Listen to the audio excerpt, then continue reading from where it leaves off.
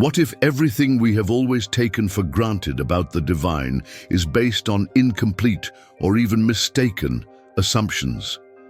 Since humanity's first steps on Earth, we have carried the same questions. Where did we come from? Why do we exist? And what is the origin of what we call the supreme force? At some point in life, this restlessness catches up with us.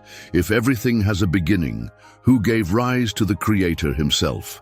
Is he beyond time, without beginning or end? Or is there a truth buried deep, carefully kept away from the light? If these questions resonate with you, we are on the same wavelength. Here, we propose to explore territories that most avoid, not out of a lack of curiosity, but out of fear of what might be found. If you are willing to follow this path, know that you will not be alone. Throughout history, daring thinkers have challenged the common understanding of the sacred. Many of them came to conclusions that did not please the religious powers of the time. Among these discoveries, there is one particularly disturbing: the idea that reality is not what it appears to be. What's more, the divine may not be exactly who we were told it was. There is a possibility that transforms everything, that the essence of existence is sustained by intelligible cosmic laws, invisible mathematical patterns that structure the universe. What if the world as we perceive it is just a projection, an illusory stage carefully crafted to keep human consciousness imprisoned? Ancient texts, such as the Secret Gospel of John and teachings from the Kabbalistic tradition, present a radically different understanding of what we call God. They speak of a distinct origin, a primordial force that transcends the images shaped by conventional religion. But it is important to know that following this path requires courage. It does not please those who are satisfied with ready-made answers. What will be revealed may shake old beliefs and profoundly alter the way you see the world. From an early age, we learn that God is eternal, absolute, unattainable, and that his existence must be accepted without question. But why is this statement repeated so insistently? If a truth is truly indisputable, it would not need to be reaffirmed. Look at nature. Gravity does not demand that we believe in it, nor does it ask for veneration. It simply acts. But the God presented in many sacred passages demands unquestioning obedience, constant worship, and repeatedly reinforces that there is no other God but him. In the early centuries of the Christian tradition, there were teachings very different from those we know today. Many of these texts were considered dangerous and were destroyed or hidden. Among them, one stands out in particular: the Secret Gospel of John. This manuscript, found in Nag Hammadi, Egypt, tells a surprising story. It suggests that the being presented as God in traditional scriptures is not the original creator, but rather a lower being who appropriated the role of divinity and constructed a fragmented reality to imprison human souls. According to this account, we live under the rule of an entity that demands worship, imposes limits, and seeks to keep humanity disconnected from its true spiritual origin. This supposed architect of reality is responsible for establishing a system based on control, fear, and blind obedience. The idea of a vengeful God who demands sacrifices and punishes with fury appears frequently in the Old Testament. The Secret Gospel of John offers an explanation. This is not the true Father of all, but rather a distortion of the primordial divinity. At the top of everything, there would be an infinite consciousness called the One, a formless creative principle with no desire for domination, whose presence is in all things. He does not ask for reverence, nor does he demand temples. His existence simply is. This concept is not restricted to Gnosticism. Several ancient traditions point to a similar truth, that the divine is within each being, not in the institutions that stand in its name. But over the centuries, this view has been brutally suppressed. The Church, interested in maintaining its centralized power, saw these teachings as a direct threat to its authority. The reason for this effort to conceal the truth is easy to understand. If every person knows that they carry within themselves a spark of the divine, there will no longer be a need for intermediaries. The religious hierarchy would lose its influence. It was this risk that led to the persecution of texts considered heretical, the destruction of entire libraries, and the silencing of voices that dared to say otherwise. For a long time, we were convinced that access to the truth was the privilege of a select few. But that is changing. Forgotten sources are being rediscovered, hidden documents are being revealed, and previously forbidden ideas are now resurfacing. Among these revelations is something powerful, the forbidden name of Jesus, content that brings together the hidden pieces of this spiritual puzzle. It contains passages taken from texts erased from history, which can now be accessed by those seeking answers beyond the conventional. The link to access it is available in the first pinned comment. In the early centuries of Christianity, religious thought was not unified as many believe today. There was a plurality of views, internal disputes, and currents that deeply disagreed about the nature of God, the world, and the very mission of Jesus. Among these groups were those who did not see salvation as an act of blind faith, but as the result of an inner awakening. They called themselves Gnostics, and the word that defines them is clear: knowledge. For them, Jesus did not come to establish a new religion or demand veneration. His mission, according to these forgotten teachings, was much more daring: to free humanity from the darkness of ignorance. Not through dogma, but through a deep knowledge that would reveal the true nature of human beings and reality. According to the secret Gospel of John, it was Christ himself who encouraged Adam and Eve to seek knowledge, going against the order of the one who called himself God. This story, of course, contradicts the traditional account. According to Orthodox Christianity, eating the forbidden fruit was the beginning of sin. But what if it is exactly the opposite? What if the real mistake was to cut off access to knowledge and plunge humanity into a cycle of blind obedience? History reveals a disturbing pattern. Whenever movements have emerged that encourage reflection and the search for hidden truths, there has been a violent reaction from the structures of power. Books have been burned, thinkers silenced, ideas forcibly extinguished. But why so much fear of questioning? What is so threatening about raising doubts? Perhaps the explanation lies in what these questions might lead us to discover. What if the image of a severe, demanding, and punitive God was shaped with a specific purpose: to keep people submissive, fearful, and dependent on intermediaries to reach the sacred? If something is being hidden, it is because someone has an interest in keeping that truth out of our reach. But what exactly is being concealed, and for what reason? Texts rejected by religious authorities not only present an alternative concept of divinity, but also call into question the very nature of the universe. They suggest that the existence we experience may be a construct, an artificial reality created to limit and condition us, a prison without walls where the senses act as bars. Several ancient traditions share this same idea. In India, Hinduism calls this illusion Maya, a web of deceptive perceptions that make the material world seem like all there is. Buddhism, in turn, teaches that attachment to this illusory reality is the root of suffering. Millennia ago, Plato described the allegory of the cave, where human beings live in chains, seeing only projected shadows, without even imagining that there is anything more real than those distorted forms. The fact that so many different cultures point to the same principle cannot be mere coincidence. What if these doctrines are all revealing the same structure of control disguised as reality? The Secret Gospel of John takes this idea even further. It suggests that creation was not the work of a benevolent intelligence, but of an inferior entity, the demiurge.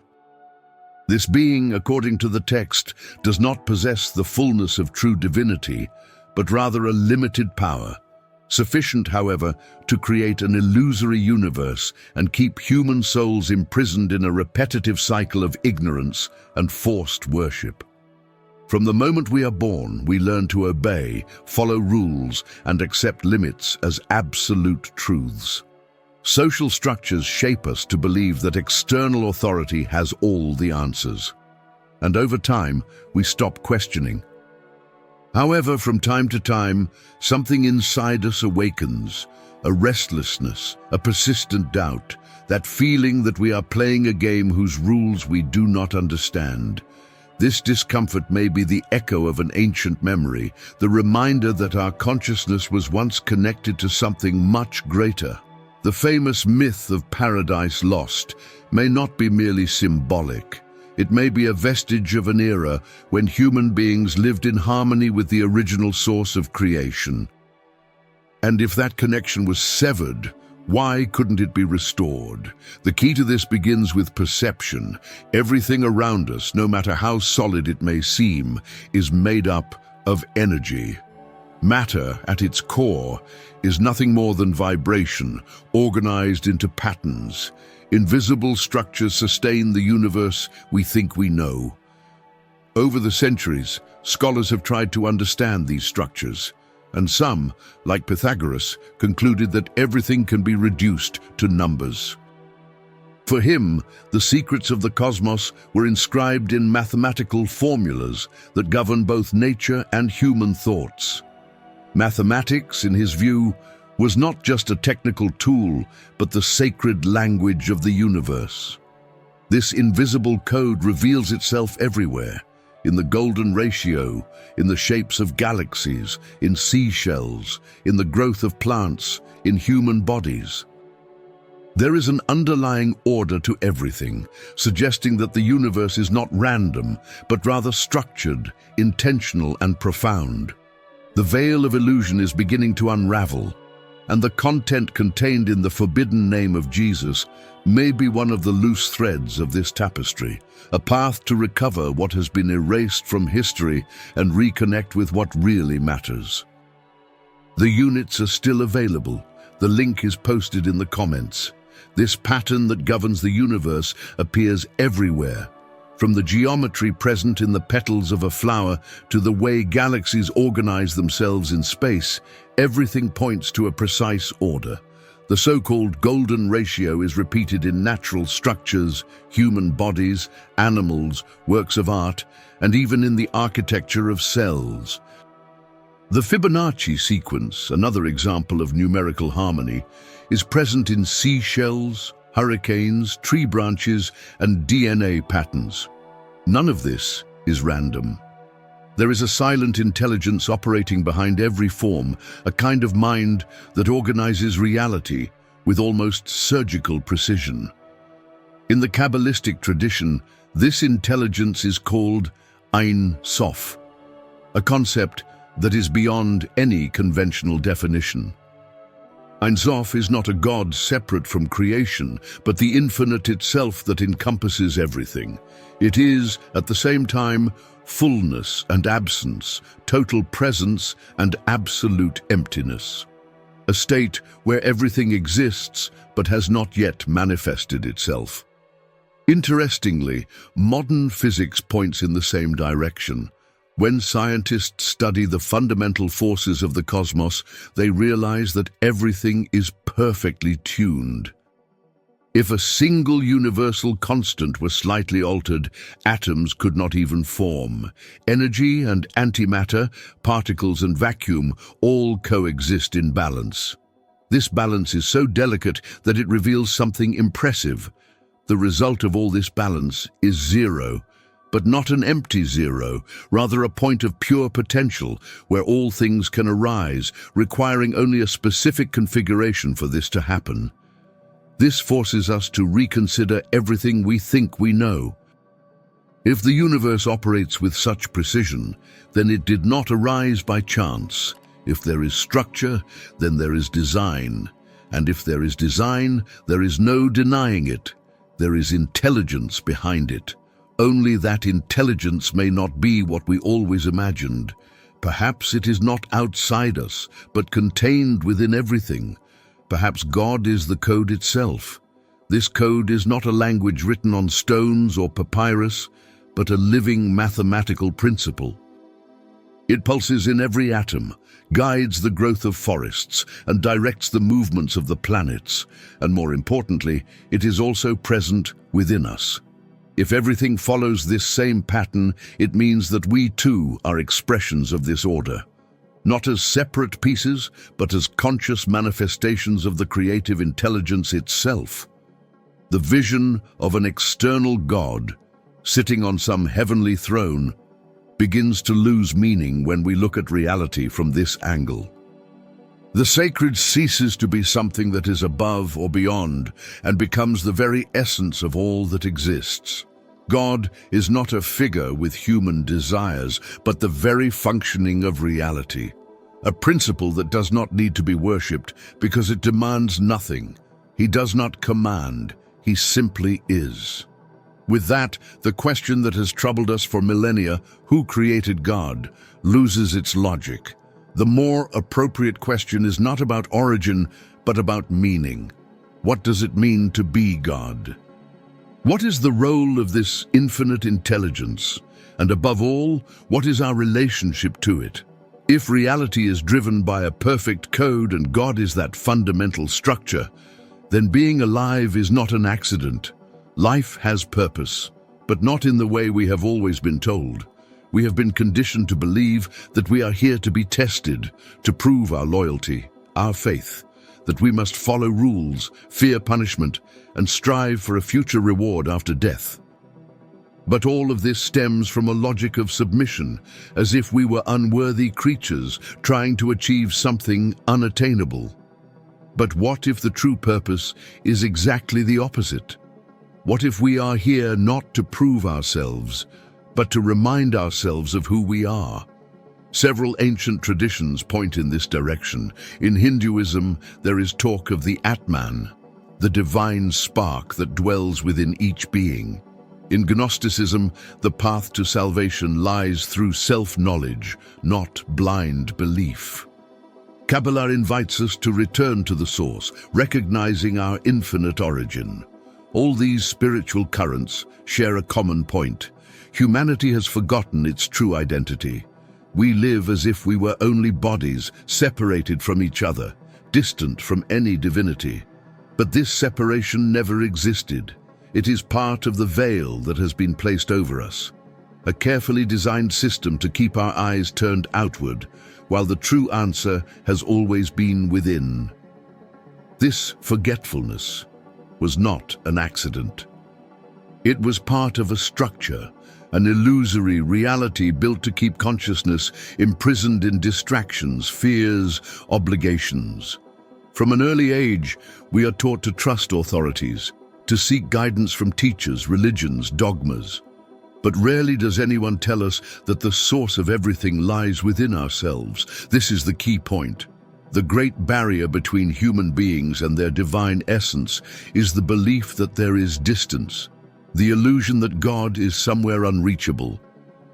But if everything in the universe is an expression of the same code, then there has never been separation. Awakening is not a path that leads to something new. It is the dismantling of the layers of forgetfulness that prevent us from seeing what has always been here. The search has never been external. It has always pointed inward. It is not about adding more knowledge, but about removing what has been imposed, peeling away the layers of illusion. Realizing that what we call sacred is what pulses within every atom of our being. Existence is not punishment, trial, or penance. It is discovery. a cosmic game where each consciousness expresses itself to experience the infinite in different forms. Suffering arises when we forget our role and identify only with the character, forgetting that we are, at the same time, the author and the stage. The question about the origin of God only makes sense within a vision limited by time. But time and space are perceptions shaped by our mind. Outside this cycle, there are no beginnings or endings, only transformation. What we call existence did not begin at some point. It simply organizes and reorganizes itself. And what we call God is not someone who came into being. It is the very principle from which everything emanates. Before time, before matter, what was there? An infinite void, filled with all possibilities. A field where everything is, even though nothing has form. It is from this state that realities, experiences, and worlds arise. And if this is the true God, then each of us carries a living expression of this infinite. The question is no longer who created the Creator, but something more powerful. Why did we forget that we are part of Him? And if that memory now begins to return, everything changes. Because there will no longer be room for structures of control, fear, or domination. Those who know who they are cannot be imprisoned. That is why this knowledge has been hidden, not because it is too complex, but because it is dangerous to those who profit from ignorance. If everyone knew that they carry within themselves the same intelligence that sustains galaxies, the system would collapse. The veil is falling. And if you are here, it is because your time has come to see the complete content of the forbidden name of Jesus can show you more. But beware, it may be taken down at any time. Access it while it is still available in the first pinned comment.